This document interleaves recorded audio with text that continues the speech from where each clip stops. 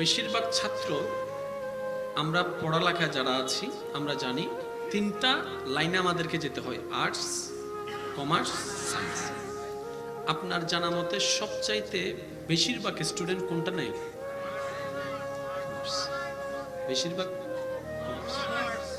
তারপরে আর্টস, তারপরে science. Science জিনিসটা সহজে সবাই নিতে সাহস পায় না, কারণ সায়েন্সের পড়াটা অনেক ডিপলি হয়। আচ্ছা এবার বলেন, আপনার ডাক্তার হওয়ার ইচ্ছা কোন লাইন দিয়ে যেতে হবে? আপনার ইঞ্জিনিয়ার হওয়ার ইচ্ছা কোন লাইন দিয়ে? আপনার পাইলট হওয়ার ইচ্ছা কোন লাইন দিয়ে? এই বিশ্ব এখন যাদের হাতে কিংবা যারাই বিশ্ব চালাচ্ছে, বিশ্ব পুরো নির্ভর হচ্ছে সায়েন্সের উপর। লাইট সায়েন্স, ক্যামেরা সায়েন্স, ঘড়ি science, mobile science, iPhone science, স্যাম্পনি science, মা বোনদের গোল্ড সায়েন্স, কানের দুল সায়েন্স, নাকফুল সায়েন্স, মান্তাসা সায়েন্স, আর কি কি হয়, পাল্লার সায়েন্স, জুতা সায়েন্স, কাপড় সায়েন্স, এভরিথিং সায়েন্স। আর যদি বলেন এভরিথিং, তাহলে এইটা যাদের দখলে, বিশ্ব তাদের দখলে। আপনি আমি পিছাই কেন? জমিনটা তো ওই রবের যেই রবকে আমরা বিশ্বাস করি। দুনিয়াটা তো ওই রবের যে রবকে আপনি আমি বিশ্বাস করি। তার রাজত্ব তো মুসলমানদের হাতে হওয়া দরকার। অন্যরা কিভাবে পেয়ে গেল? মুসলমান বলে মওলা জমিন তোমার, আমরা তোমার, জ্ঞান তোমার, হায়াত দিয়েছো তুমি, চোখ দিয়েছো তুমি, আলো দিয়েছো তুমি, কর্ণকোহরের ধ্বনি দিয়েছো তুমি, হাতের শক্তি দিয়েছো তুমি, কোমরের শক্তি দিয়েছো তুমি, সবকিছু তো তোমারই। রাজত্ব তো আমাদের হওয়া দরকার ছিল। রব বলে দিয়েছিলাম তো তোমাদেরকে, ধরে রাখতে জানো নেই কেন? ইয়া রব, আমরা ধরবো কিভাবে? তাদের কাছে জ্ঞান আছে, আমাদের কাছে জ্ঞান নাই। তাদের কাছে সাজেশন আছে, আমাদের কাছে সাজেশন নাই। রব বলে সব দিয়েছি তোদেরকে, তোরা ধরতে জানিস নেই। আরে তারা তো বিভিন্ন সেক্টরে, যে বায়োলজি ওয়ালা সে আপনার ফিজিক্স ওয়ালা নয়, যে ফিজিক্স ওয়ালা সে কেমিস্ট্রি ওয়ালা নয়, যে লাইট ওয়ালা সে মাইক ওয়ালা নয়। তারা তো ভিন্ন ভিন্ন সেক্টরে আছে। আরে আমি তো তোদেরকে একটা কিতাব দিয়েছি যার নাম আল কোরআন। আল কোরআন, সুবহানাল্লাহ। তোদেরকে একটা কিতাব দিয়েছি যেটার নাম আল কোরআন। কেমন কোরআন জানিস?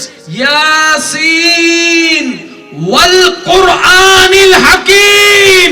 এই কোরআন শুধু সওয়াবের কিতাব নয় রে বান্দা, এটা বিজ্ঞানময় এমন একটি কিতাব, কিয়ামত পর্যন্ত কত বিজ্ঞান চেঞ্জ হয়ে যাবে, কোরআনের কোনো চেঞ্জ আসবে না।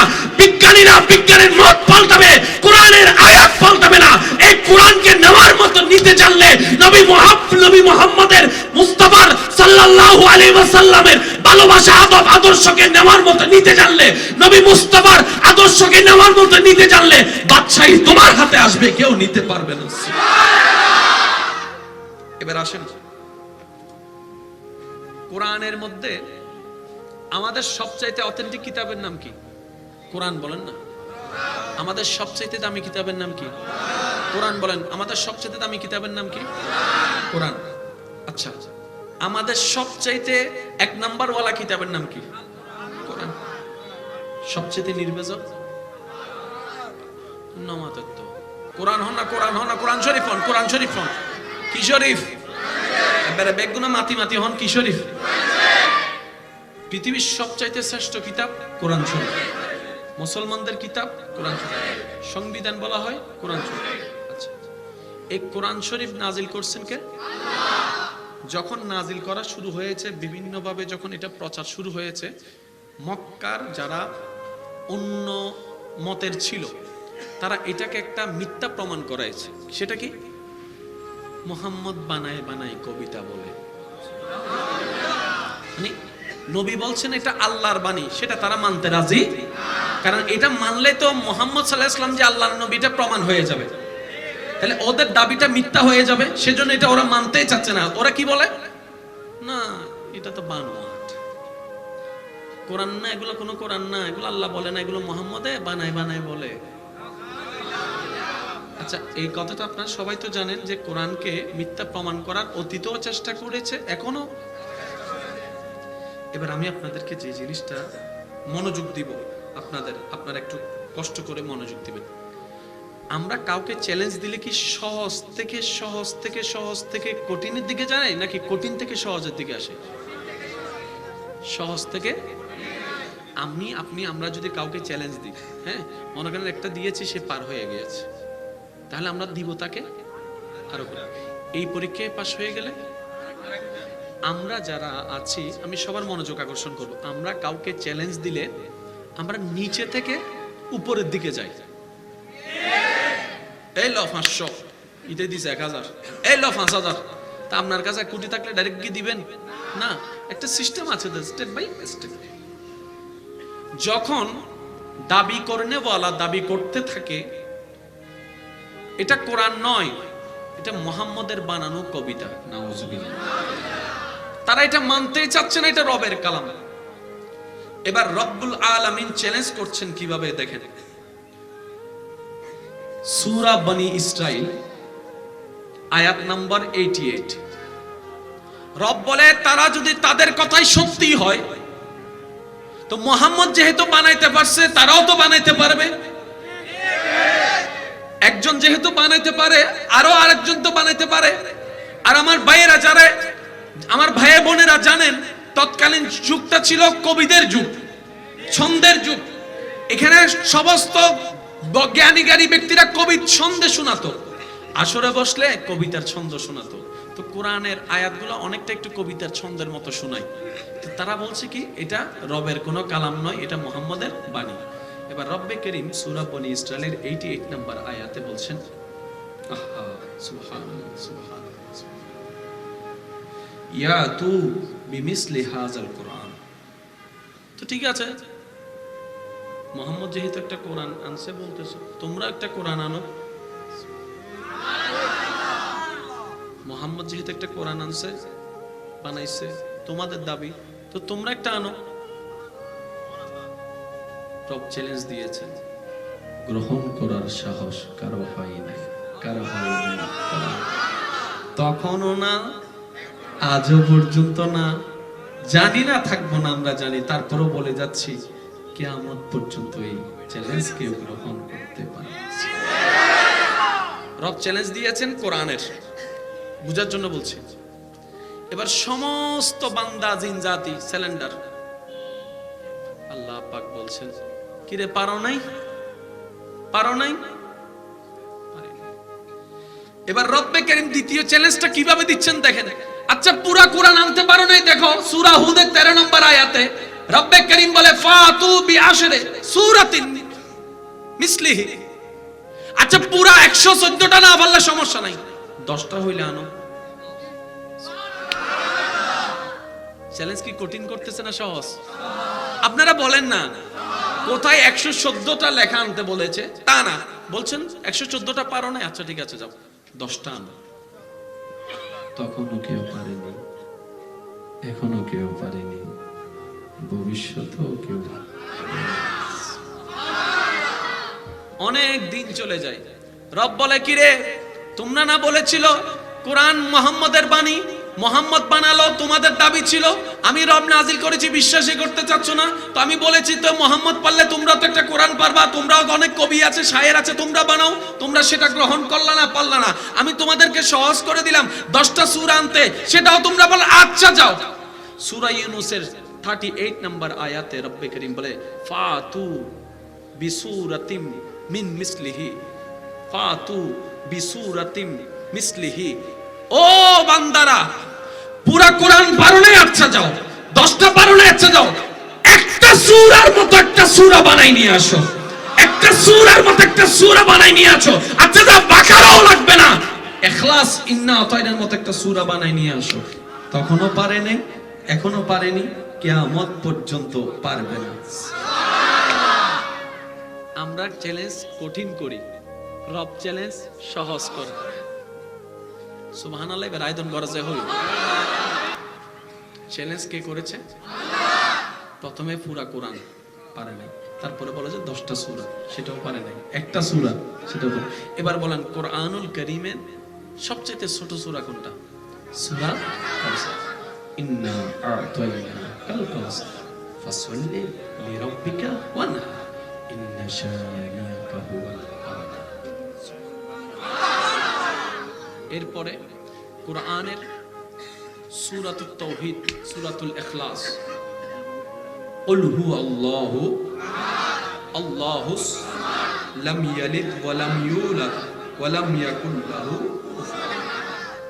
ঠিক আছে, আয়াত কয়টা জোরে বলেন। আমার যুবক ভাইরা ভালো করে জানে প্যাটনিক একটা জ্ঞান আছে, গাণিতিক ম্যাথমেটিক্স সাবজেক্টের ভিতরে। আমি কি বেশি গুলিয়ে ফেলছি আপনাদেরকে? আমি বেশি কঠিন বানাই ফেলছি? আসলে বিষয়গুলো দরকার বলে আমার মনে হয়, কারণ ইদানিং অনেক যুবক ভাই বোনেরা ইসলামটাকে খুব হালকা মনে করছে।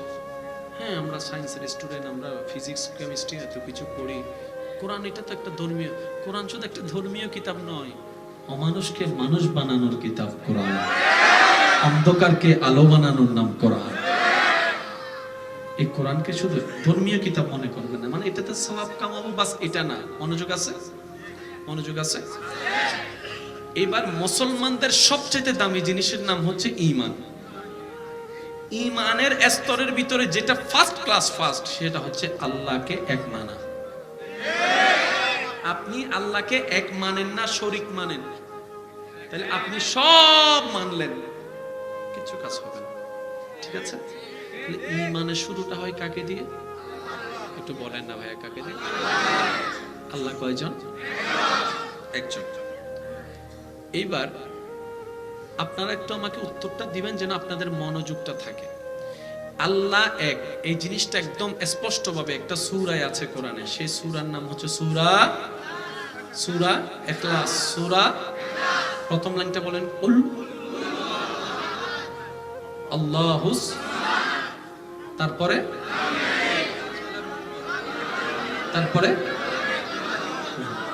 এবার আমি পড়ছি, আপনারা একটু মনোযোগ দিবেন। কুল হুয়াল্লাহু আহাদ আল্লাহুস সামাদ লাম ইয়ালিদ এই শব্দটা মনে রাখবেন, লাম ইয়ালিদ ওয়া লাম ইউলাদ ওয়া লাম ইয়াকুল লাহু কুফুয়ান আহাদ। এই পুরা সূরাটা কোরআনে আছে, আর পুরা সূরাটা বেস হচ্ছে রবের প্রশংসা, রবের একত্ববাদ, রবের কোনো শরীক নাই। রব তিনি যিনি জন্ম দেনও নাই, জন্ম নেনও নাই। তাহলে পুরা সূরার মেন মূল বিষয়বস্তু কি? জন্ম। মূল শব্দটা কি? জন্ম। একটু খেয়াল করবেন, মূল শব্দটা কি? এবার আসেন, শব্দটা বলেন তো, মূল শব্দ কি? জন্ম। সবাই বলেন মূল শব্দ কি? আরেকটু জোরে বলেন, মূল শব্দ কি? এই জন্ম হচ্ছে বার্থ। জন্ম মানে কি? এবার আমরা কি আসছি না আজকে জন্মগ্রহণ করছি? জন্মগ্রহণ করার জন্য কয়েকটা স্টেপ পার হতে হয়। যেমন আপনি আমি আসি নেই, মা বাবার মোহাব্বতের কারণে আল্লাহর দয়া হয়েছে, তারপরে আপনি আমি এসেছে। আচ্ছা, আমাদের মা যখন বিয়ের আগে নানুর বাড়িতে ছিল, তখন কি আমরা পেটে আসছিলাম? আসি নাই। আমাদের মা যখন আব্বা জানের কাছে আসলো, আপনার মা যখন আব্বা জানের কাছে আসলো, আল্লাহর যখন দয়া হলো তখন। এবার বিজ্ঞান বলে একটা সন্তান বাচ্চা পেটে আসার যে একটা থিওরি, এটা হচ্ছে, জিনিসটা একটু বোঝার চেষ্টা করবেন। এই যে বাচ্চা পেটে আসাটা, সেটা হচ্ছে আপনার 46টা ক্রোমোজোম, 23 জোড়া মাধ্যমে সন্তান পেটে আসে। শব্দগুলো মনে রাখবেন, 46 ক্রোমোজোম, 23 জোড়া। কয় জোড়া? জোড়া বলেন, কয় জোড়া? 23 মা থেকে আসে, 23 বাবা থেকে আসে। 23 তাহলে বাচ্চার জন্মের জন্য, মানবের জন্মের জন্য 23 শব্দের সাথে একটা কানেকশন আছে না নাই?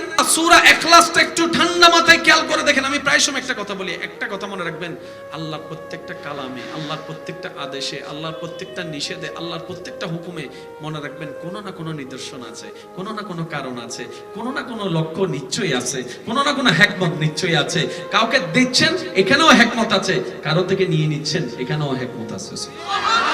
এই সূরা কম বেশি আমরা সবাই পড়েছি। আজকে একটু জানার নিয়ত উলামায়ে কিরাম এবং মুরব্বিদের দোয়াকে আমি অদম মাথায় ছাদ বানিয়ে আপনাদের যুবকদের আওয়াজকে শক্তি বানিয়ে বলার চেষ্টা করছি। একটু খেয়াল করবেন। কুল হুয়াল্লাহু আহাদ আল্লাহ হুস সামাদ লাম ইয়ালিদ ওয়া লাম ইউলাদ ওয়া লাম ইয়াকুল লাহু কুফুয়ান আহাদ।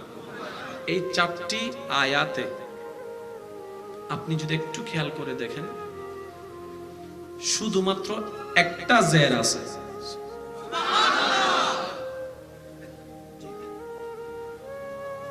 ইয়ালিদ, লাম ইয়ালিদ, লাম ইয়ালিদ। এই পুরা 4টি আয়াতে একটা জের আছে, ইয়ালিদ। এবার ইয়ালিদ থেকে যদি আপনি পিছনে হাঁটা দেন কুল পর্যন্ত, বরাবর 23টা হরফ পাওয়া যাবে। এবারে আল্লাহ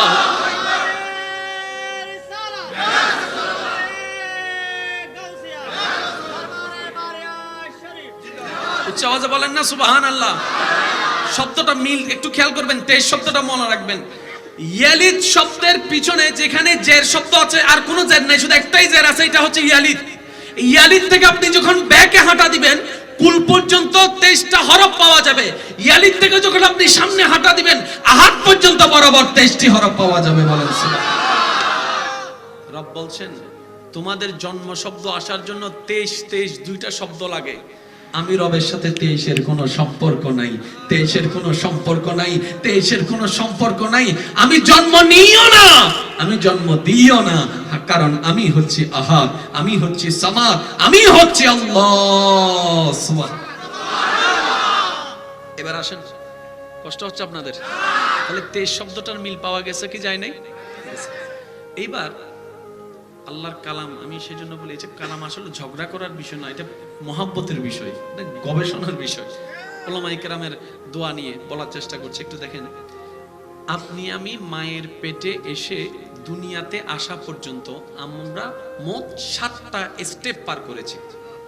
কয়টা স্টেপ? ওয়া শীতকাল শীতকাল শীতকাল, ওইজো। বেশিরভাগ ছাত্র আমরা পড়ালেখা যারা আছি আমরা জানি 3টা লাইনে আমাদেরকে যেতে হয়, আর্টস, কমার্স, সায়েন্স। আপনার জানা মতে সবচাইতে বেশিরভাগ স্টুডেন্ট কোনটা নেয়? বেশিরভাগ তারপরে আর্টস, তারপরে সায়েন্স। সায়েন্স জিনিসটা সহজে সবাই নিতে সাহস পায় না, কারণ সায়েন্সের পড়াটা অনেক ডিপলি হয়। আচ্ছা এবার বলেন, আপনার ডাক্তার হওয়ার ইচ্ছা, কোন লাইন দিয়ে যেতে হবে? আপনার ইঞ্জিনিয়ার হওয়ার ইচ্ছা, কোন লাইন দিয়ে? আপনার পাইলট হওয়ার ইচ্ছা, কোন লাইন দিয়ে? এই বিশ্ব এখন যাদের হাতে কিংবা যারাই বিশ্ব চালাচ্ছে, বিশ্ব পুরো নির্ভর হচ্ছে সায়েন্সের উপর। লাইট সায়েন্স, ক্যামেরা সায়েন্স, ঘড়ি science, mobile science, iPhone science, স্যাম্পনি science, মা বোনদের গোল্ড সায়েন্স, কানের দুল সায়েন্স, নাকফুল সায়েন্স, মান্তাসা সায়েন্স, আর কি কি হয়, পাল্লার সায়েন্স, জুতা সায়েন্স, কাপড় সায়েন্স, এভরিথিং সায়েন্স। আর যদি বলেন এভরিথিং, তাহলে এইটা যাদের দখলে, বিশ্ব তাদের দখলে। আপনি আমি পিছাই কেন? জমিনটা তো ওই রবের, যেই রবকে আমরা বিশ্বাস করি। দুনিয়াটা তো ওই রবের, যে রবকে আপনি আমি বিশ্বাস করি। তার রাজত্ব তো মুসলমানদের হাতে হওয়া দরকার। অন্যরা কিভাবে পেয়ে গেল? মুসলমান বলে মওলা জমিন তোমার, আমরা তোমার, জ্ঞান তোমার, হায়াত দিয়েছো তুমি, চোখ দিয়েছো তুমি, আলো দিয়েছো তুমি, কর্ণকোহরের ধ্বনি দিয়েছো তুমি, হাতের শক্তি দিয়েছো তুমি, কোমরের শক্তি দিয়েছো তুমি, সবকিছু তো তোমারই। রাজত্ব তো আমাদের হওয়া দরকার ছিল। রব বলে দিয়েছিলাম তো তোমাদেরকে, ধরে রাখতে জানো নেই কেন? ইয়া রব, আমরা ধরবো কিভাবে? তাদের কাছে জ্ঞান আছে, আমাদের কাছে জ্ঞান নাই। তাদের কাছে সাজেশন আছে, আমাদের কাছে সাজেশন নাই। রব বলে সব দিয়েছি তোদেরকে, তোরা ধরতে জানিস নেই। আরে তারা তো বিভিন্ন সেক্টরে, যে বায়োলজি ওয়ালা সে আপনার ফিজিক্স ওয়ালা নয়, যে ফিজিক্স ওয়ালা সে কেমিস্ট্রি ওয়ালা নয়, যে লাইট ওয়ালা সে মাইক ওয়ালা নয়। তারা তো ভিন্ন ভিন্ন সেক্টরে আছে। আরে আমি তো তোদেরকে একটা কিতাব দিয়েছি যার নাম আল কোরআন। আল কোরআন, সুবহানাল্লাহ। তোদেরকে একটা কিতাব দিয়েছি যেটার নাম আল কোরআন। কেমন কোরআন জানিস? ইয়াসিন ওয়াল কোরআনিল হাকিম। এই কোরআন শুধু সওয়াবের কিতাব নয় রে বান্দা, এটা বিজ্ঞানময় এমন একটি কিতাব, কিয়ামত পর্যন্ত কত বিজ্ঞান চেঞ্জ হয়ে যাবে, কোরআনের কোনো চেঞ্জ আসবে না। বিজ্ঞানীরা বিজ্ঞানের মত পাল্টাবে, কোরআনের আয়াত পাল্টাবে না। এই কোরআনকে নেওয়ার মতো নিতে জানলে নবী মুহাম্মদের মুস্তাফার সাল্লাল্লাহু আলাইহি ওয়াসাল্লামের ভালোবাসা, আদব, আদর্শকে নেওয়ার মতো নিতে জানলে, নবী মুস্তাফার আদর্শকে নেওয়ার মতো নিতে জানলে বাদশাহী তোমার হাতে আসবে, কেউ নিতে পারবে না। এবার আসেন, কোরআনের মধ্যে আমাদের সবচাইতে অথেন্টিক কিতাবের নাম কি? কোরআন। বলেন না। আমাদের সবচাইতে দামি কিতাবের নাম কি? কোরআন। বলেন, আমাদের সবচাইতে দামি কিতাবের নাম কি? কোরআন। আচ্ছা, আমাদের সবচাইতে এক নাম্বার ওয়ালা কিতাবের নাম কি? কোরআন। সবচাইতে নির্বেজক নমাতত্ব কোরআন হন না, কোরআন হন না, কোরআন শরীফ হন, কোরআন শরীফ হন। কি শরীফ? এবারে বেগুনা মাতি মাতি হন কি শরীফ? পৃথিবীর সবচাইতে শ্রেষ্ঠ কিতাব কোরআন শরীফ। মুসলমানদের কিতাব কোরআন শরীফ, সংবিধান বলা হয় কোরআন শরীফ। আচ্ছা, এই কোরআন শরীফ নাজিল করছেন কে? যখন নাজিল করা শুরু হয়েছে, বিভিন্নভাবে যখন এটা প্রচার শুরু হয়েছে, মক্কার যারা অন্য মতের ছিল তারা এটাকে একটা মিথ্যা প্রমাণ করাইছে। সেটা কি? মুহাম্মদ বানায় বানায় কবিতা বলে। মানে নবী বলছেন এটা আল্লাহর বাণী, সেটা তারা মানতে রাজি, কারণ এটা মানলে তো মুহাম্মদ সাল্লাল্লাহু আলাইহি ওয়াসাল্লাম যে আল্লাহর নবী এটা প্রমাণ হয়ে যাবে, তাহলে ওদের দাবিটা মিথ্যা হয়ে যাবে। সেজন্য এটা ওরা মানতেই চাচ্ছে না। ওরা কি বলে? না, এটা তো বানোয়াট, কোরআন না, এগুলো কোনো কোরআন না, এগুলো আল্লাহ বলে না, এগুলো মুহাম্মদে বানায় বানায় বলে। আচ্ছা, এই কথাটা আপনারা সবাই তো জানেন যে কোরআনকে মিথ্যা প্রমাণ করার অতীতও চেষ্টা করেছে, এখনো।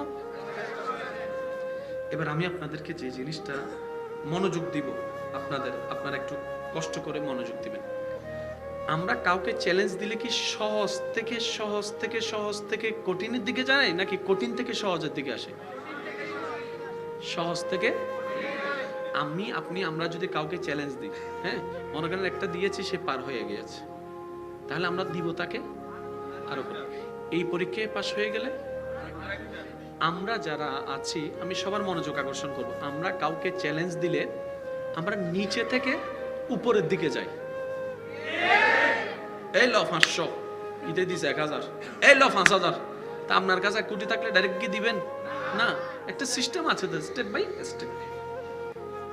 যখন দাবি করনেওয়ালা দাবি করতে থাকে এটা কোরআন নয়, এটা মুহাম্মদের বানানো কবিতা, নাউজুবিল্লাহ, তারা এটা মানতেই চাচ্ছে না, এটা রবের কালাম। এবার রব্বুল আলামিন চ্যালেঞ্জ করছেন কিভাবে দেখেন। সূরা বনি ইসরাইল আয়াত নাম্বার 88, রব বলে তারা যদি তাদের কথাই সত্যি হয়, তো মুহাম্মদ যেহেতু বানাইতে পারছে, তারাও তো বানাইতে পারবে। একজন যেহেতু বানাইতে পারে, আরো আরেকজন তো বানাইতে পারে। আর আমার ভাইয়েরা, যারা আমার ভাই বোনেরা জানেন, তৎকালীন যুগটা ছিল কবিদের যুগ, ছন্দের যুগ।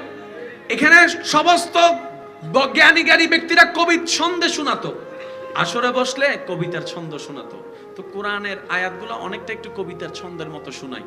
তো তারা বলছে কি এটা রবের কোনো কালাম নয়, এটা মুহাম্মদের বাণী।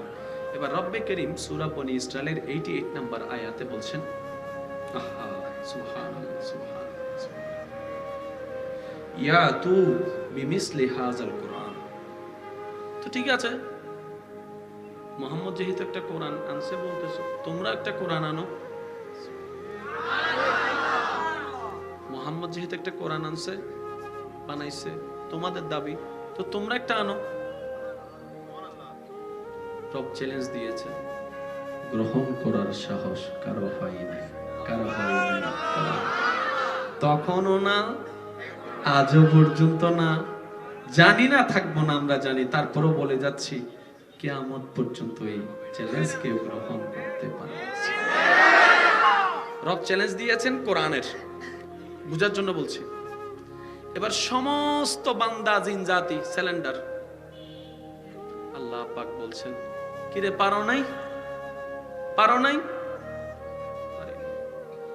এবার রব্বে কারীম দ্বিতীয় চ্যালেঞ্জটা কিভাবে দিচ্ছেন দেখেন। আচ্ছা পুরা কোরআন আনতে পারো নাই, দেখো সূরা হুদের 13 নম্বর আয়াতে রব্বে কারীম বলে ফাতু বিআশরি সূরাতিন মিসলিহি। আচ্ছা পুরা 114টা না পারলে সমস্যা নাই, 10টা হইলে আনো। চ্যালেঞ্জ কি কঠিন করতেছে না সহজ? আপনারা বলেন না কোথায় 114টা লেখা আনতে বলেছে, তা না, বলছেন 114টা পারো না, আচ্ছা ঠিক আছে যাও 10টা আনো। তখনও কেউ পারেনি, এখনো কেউ পারেনি, ভবিষ্যতেও কেউ। অনেক দিন চলে যায়, রব বলে কিরে তোমরা না বলেছিল কোরআন মুহাম্মদের বাণী, মুহাম্মদ বানালো, তোমাদের দাবি ছিল, আমি রব নাজিল করেছি, বিশ্বাসই করতে চাচ্ছ না। তো আমি বলেছি তো মুহাম্মদ পারলে তোমরা তো একটা কোরআন পারবা, তোমরাও অনেক কবি আছে, শায়ের আছে, তোমরা বানাও। তোমরা সেটা গ্রহণ করলা না, পারলা না। আমি তোমাদেরকে সহজ করে দিলাম 10টা সূরা আনতে, সেটাও তোমরা বলে আচ্ছা যাও।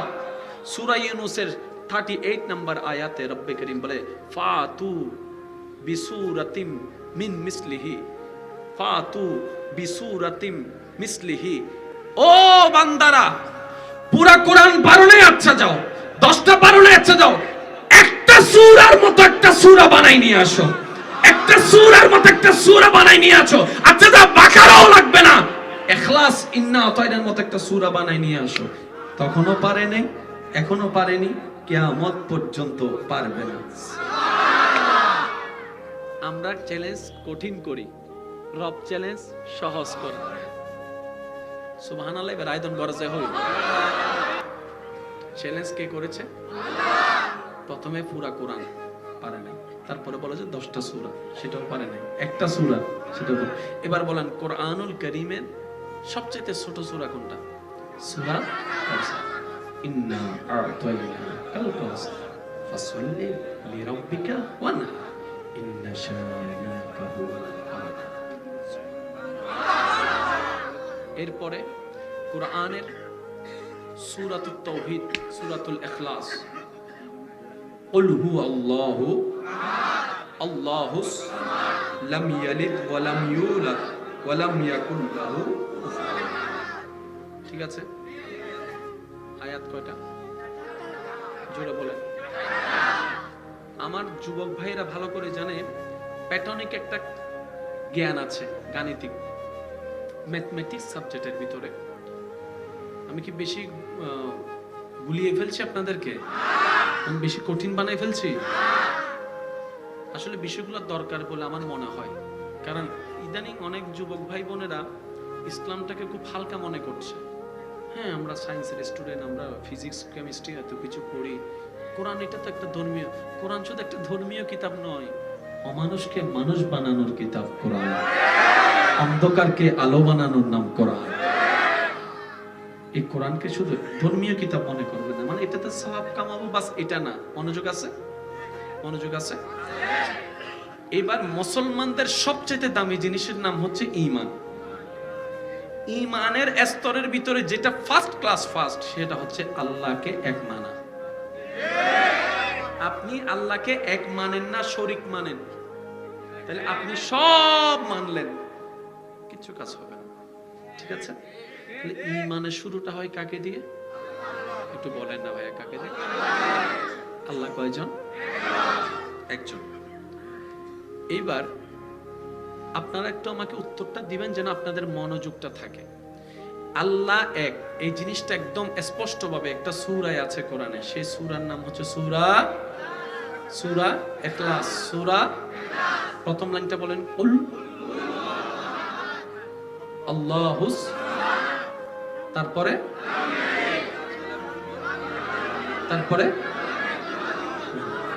এবার আমি পড়ছি, আপনারা একটু মনোযোগ দিবেন। কুল হুয়াল্লাহু আহাদ আল্লাহুস সামাদ লাম ইয়ালিদ এই শব্দটা মনে রাখবেন, লাম ইয়ালিদ ওয়া লাম ইউলাদ ওয়া লাম ইয়াকুল লাহু কুফুয়ান আহাদ। এই পুরা সূরাটা কোরআনে আছে, আর পুরা সূরাটা বেস হচ্ছে রবের প্রশংসা, রবের একত্ববাদ, রবের কোনো শরীক নাই। রব তিনি যিনি জন্ম দেনও নাই, জন্ম নেনও নাই। তাহলে পুরা সূরার মেন মূল বিষয়বস্তু কি? জন্ম। জন্ম মূল শব্দটা কি? জন্ম। একটু খেয়াল করবেন, মূল শব্দটা কি? এবার আসেন, শব্দটা বলেন তো, মূল শব্দ কি? জন্ম। সবাই বলেন মূল শব্দ কি? আরেকটু জোরে বলেন, মূল শব্দ কি? এই জন্ম হচ্ছে বার্থ। জন্ম মানে কি? এবার আমরা কি আসছি না আজকে জন্মগ্রহণ করছি? জন্মগ্রহণ করার জন্য কয়েকটা স্টেপ পার হতে হয়। যেমন আপনি আমি আসি নেই, মা বাবার মোহাব্বতের কারণে আল্লাহর দয়া হয়েছে, তারপরে আপনি আমি এসেছে। আচ্ছা, আমাদের মা যখন বিয়ের আগে নানুর বাড়িতে ছিল তখন কি আমরা পেটে আসছিলাম? আসি নাই। আমাদের মা যখন আব্বা জানের কাছে আসলো, আপনার মা যখন আব্বা জানের কাছে আসলো, আল্লাহর যখন দয়া হলো তখন। এবার বিজ্ঞান বলে একটা সন্তান বাচ্চা পেটে আসার যে একটা থিওরি, এটা হচ্ছে, জিনিসটা একটু বোঝার চেষ্টা করবেন। এই যে বাচ্চা পেটে আসাটা, সেটা হচ্ছে আপনার 46টা ক্রোমোজোম, 23 জোড়া মাধ্যমে সন্তান পেটে আসে। শব্দগুলো মনে রাখবেন, 46 ক্রোমোজোম, 23 জোড়া। কয় জোড়া? জোড়া বলেন, কয় জোড়া? 23 মা থেকে আসে, 23 বাবা থেকে আসে। 23 তাহলে বাচ্চার জন্মের জন্য, মানবের জন্মের জন্য 23 শব্দের সাথে একটা কানেকশন আছে না নাই? সূরা ইখলাসটা একটু ঠান্ডা মাথায় খেয়াল করে দেখেন। আমি প্রায় সময় একটা কথা বলি, একটা কথা মনে রাখবেন, আল্লাহর প্রত্যেকটা কালামে, আল্লাহর প্রত্যেকটা আদেশে, আল্লাহর প্রত্যেকটা নিষেধে, আল্লাহর প্রত্যেকটা হুকুমে মনে রাখবেন কোনো না কোনো নিদর্শন আছে, কোনো না কোনো কারণ আছে, কোনো না কোনো লক্ষ্য নিশ্চয়ই আছে, কোনো না কোনো হিকমত নিশ্চয়ই আছে। কাউকে দিচ্ছেন, এখানেও হিকমত আছে, কারো থেকে নিয়ে নিচ্ছেন, এখানেও হিকমত আছে। এই সূরা কম বেশি আমরা সবাই পড়েছি। আজকে একটু জানার নিয়ত উলামায়ে কেরাম এবং মুরব্বিদের দোয়াকে আমি অদম মাথায় ছাদ বানিয়ে আপনাদের যুবকদের আওয়াজকে শক্তি বানিয়ে বলার চেষ্টা করছি। একটু খেয়াল করবেন। কুল হুয়াল্লাহু আহাদ আল্লাহুস সামাদ লাম ইয়ালিদ ওয়া লাম ইউলাদ ওয়া লাম ইয়াকুল লাহু কুফুয়ান আহাদ। এই 4টি আয়াতে আপনি যদি একটু খেয়াল করে দেখেন, শুধুমাত্র একটা জের আছে।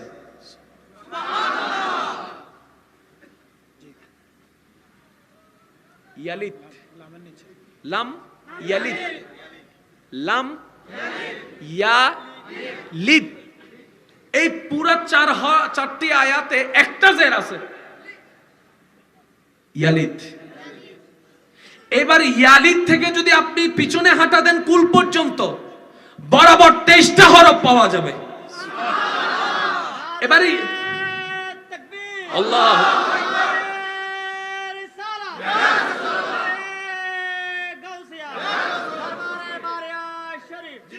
উচ্চ আওয়াজে বলেন না সুবহানাল্লাহ। শব্দটা মিল একটু খেয়াল করবেন, 23 শব্দটা মনে রাখবেন। ইয়ালিদ শব্দের পিছনে যেখানে জের শব্দ আছে আর কোনো জের নাই, শুধু একটাই জের আছে, এটা হচ্ছে ইয়ালিদ। ইয়ালিদ থেকে আপনি যখন ব্যাকে হাঁটা দিবেন, কুল পর্যন্ত 23টা হরফ পাওয়া যাবে।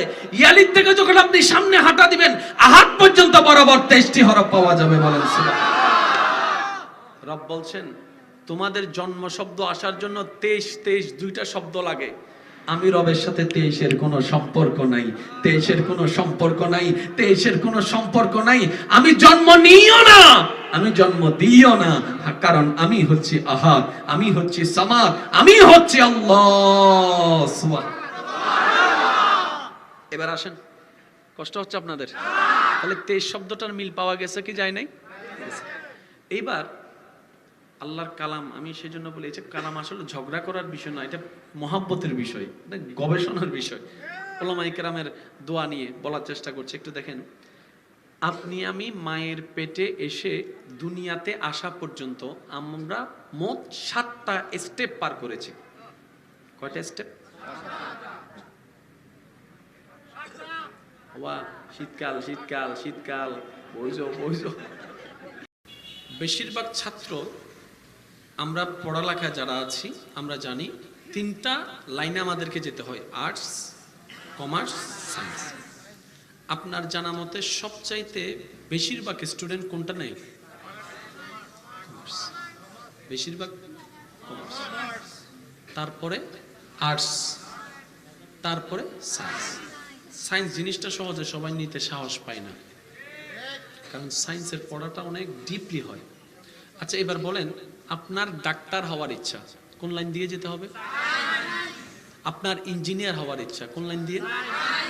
আপনার পাইলট হওয়ার ইচ্ছা, কোন লাইন দিয়ে?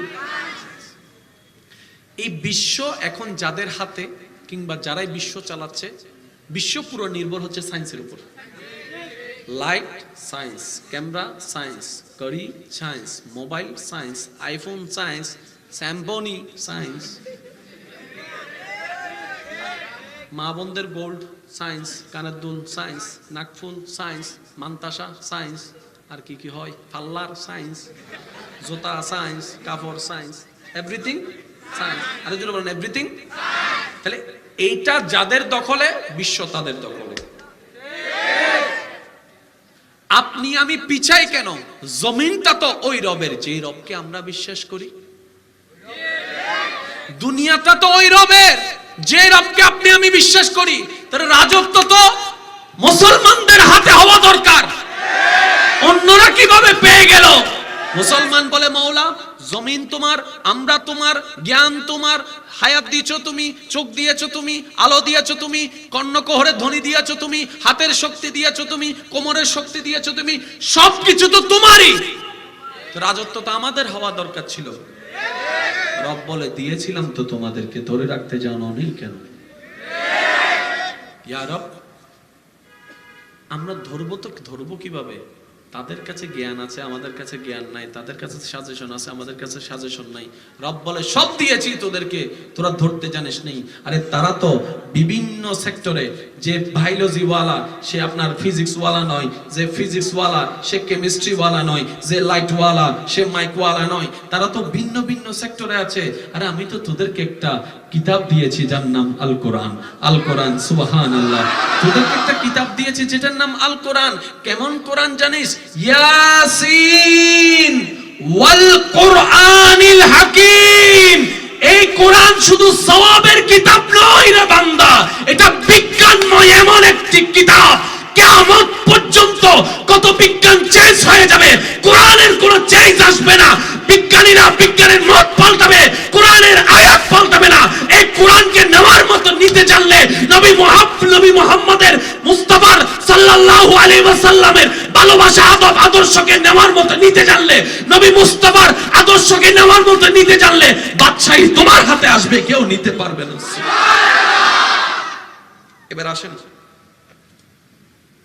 কোরআনের মধ্যে আমাদের সবচাইতে অথেন্টিক কিতাবের নাম কি? কোরআন। বলেন না। আমাদের সবচাইতে দামি কিতাবের নাম কি? কোরআন। বলেন, আমাদের সবচাইতে দামি কিতাবের নাম কি? কোরআন। আচ্ছা, আমাদের সবচাইতে এক নাম্বার ওয়ালা কিতাবের নাম কি? কোরআন। সবচাইতে নির্বেজক নমাতত্ব কোরআন হন না, কোরআন হন না, কোরআন শরীফ হন, কোরআন শরীফ হন। কি শরীফ? এবারে বেগুনা মাতি মাতি হন কি শরীফ? পৃথিবীর সবচাইতে শ্রেষ্ঠ কিতাব কোরআন শরীফ। মুসলমানদের কিতাব কোরআন শরীফ। সংবিধান বলা হয় কোরআন শরীফ। আচ্ছা, এই কোরআন শরীফ নাজিল করছেন কে? যখন নাজিল করা শুরু হয়েছে, বিভিন্নভাবে যখন এটা প্রচার শুরু হয়েছে, মক্কার যারা অন্য মতের ছিল, তারা এটাকে একটা মিথ্যা প্রমাণ করাইছে। সেটা কি? মুহাম্মদ বানায় বানায় কবিতা বলে। মানে নবী বলছেন এটা আল্লাহর বাণী, সেটা তারা মানতে রাজি। কারণ এটা মানলে তো মুহাম্মদ সাল্লাল্লাহু আলাইহি ওয়াসাল্লাম যে আল্লাহর নবী, এটা প্রমাণ হয়ে যাবে। তাহলে ওদের দাবিটা মিথ্যা হয়ে যাবে, সেজন্য এটা ওরা মানতেই চাচ্ছে না। ওরা কি বলে? না, এটা তো বানোয়াট, কোরআন না, এগুলো কোনো কোরআন না, এগুলো আল্লাহ বলে না, এগুলো মুহাম্মদে বানায় বানায় বলে। আচ্ছা, এই কথাটা আপনারা সবাই তো জানেন যে কোরআনকে মিথ্যা প্রমাণ করার অতীতেও চেষ্টা করেছে, এখনো। এবার আমি আপনাদেরকে যে জিনিসটা মনোযোগ দিব, আপনারা একটু কষ্ট করে মনোযোগ দিবেন। আমরা কাউকে চ্যালেঞ্জ দিলে কি সহজ থেকে কঠিনের দিকে যায়, নাকি কঠিন থেকে সহজের দিকে আসে? সহজ থেকে আপনি আমরা যদি কাউকে চ্যালেঞ্জ দিই, হ্যাঁ, মনে করেন একটা দিয়েছি সে পার হয়ে গিয়েছে, তাহলে আমরা দিব তাকে আরো করে। এই পরীক্ষায় পাশ হয়ে গেলে আমরা যারা আছি, আমি সবার মনোযোগ আকর্ষণ করব, আমরা কাউকে চ্যালেঞ্জ দিলে আমরা নিচে থেকে উপরের দিকে যাই। এই ল 500, ইতে দিছে 1000, এই ল 5000। তা আপনার কাছে 1 কোটি থাকলে ডাইরেক্ট কি দিবেন? না, একটা সিস্টেম আছে, স্টেপ বাই স্টেপ। যখন দাবি করনেওয়ালা দাবি করতে থাকে এটা কোরআন নয়, এটা মুহাম্মদের বানানো কবিতা, নাউজুবিল্লাহ, তারা এটা মানতেই চাচ্ছে না, এটা রবের কালাম। এবার রব্বুল আলামিন চ্যালেঞ্জ করছেন কিভাবে দেখেন, সূরা বনি ইসরাইল আয়াত নাম্বার 88। রব বলে তারা যদি তাদের কথাই সত্যি হয়, তো মুহাম্মদ যেহেতু বানাইতে পারছে তারাও তো বানাইতে পারবে। একজন যেহেতু বানাইতে পারে আরো আরেকজন তো বানাইতে পারে। আর আমার ভাইয়েরা যারা, আমার ভাই বোনেরা জানেন, তৎকালীন যুগটা ছিল কবিদের যুগ, ছন্দের যুগ। এখানে সমস্ত জ্ঞানী ব্যক্তিরা কবির ছন্দে শোনাতো, আসরে বসলে কবিতার ছন্দ শোনাতো। তো কোরআনের আয়াতগুলো অনেকটা একটু কবিতার ছন্দের মতো শোনায়। তো তারা বলছে কি এটা রবের কোনো কালাম নয়, এটা মুহাম্মদের বাণী। এবার রব্বে করিম সূরা বনি ইসরাইলের 88 নম্বর আয়াতে বলছেন, আহা সুবহানাল্লাহ সুবহানাল্লাহ, ইয়া তু বিমিসলি হাযাল কোরআন। তো ঠিক আছে, মুহাম্মদ যেহেতু একটা কোরআন আনছে বলতেছো, তোমরা একটা কোরআন আনো। মুহাম্মদ যেহেতু একটা কোরআন আনছে, বানাইছে, তোমাদের দাবি, তো তোমরা একটা আনো। রব চ্যালেঞ্জ দিয়েছেন, গ্রহণ করার সাহস কারো হয় নাই, কারো হয়নি। তখনও না, আজও পর্যন্ত না, জানি না, থাকবো না, আমরা জানি, তারপরও বলে যাচ্ছি কিয়ামত পর্যন্ত এই চ্যালেঞ্জকে গ্রহণ করতে পারে। রব চ্যালেঞ্জ দিয়েছেন কোরআনের, বুঝার জন্য বলছি। এবার সমস্ত বান্দা জিন জাতি স্যালেন্ডার। আল্লাহ পাক বলছেন, কিরে পারো নাই, পারো নাই, পারিনি। এবার রব্বে কারীম দ্বিতীয় চ্যালেঞ্জটা কিভাবে দিচ্ছেন দেখেন। আচ্ছা, পুরা কোরআন আনতে পারো নাই, দেখো সূরা হুদের 13 নম্বর আয়াতে রব্বে কারীম বলে ফাতু বিআশরি সূরাতিন মিসলিহি। আচ্ছা, পুরা 114টা না পারলে সমস্যা নাই, 10টা হইলে আনো। চ্যালেঞ্জ কি কঠিন করতেছে না সহজ? আপনারা বলেন না কোথায় 114টা লেখা আনতে বলেছে, তা না, বলছেন 114টা পারো না, আচ্ছা ঠিক আছে যাও 10টা আনো। তখনও কেউ পারেনি, এখনো কেউ পারেনি, ভবিষ্যতেও কেউ। অনেক দিন চলে যায়, রব বলে কি রে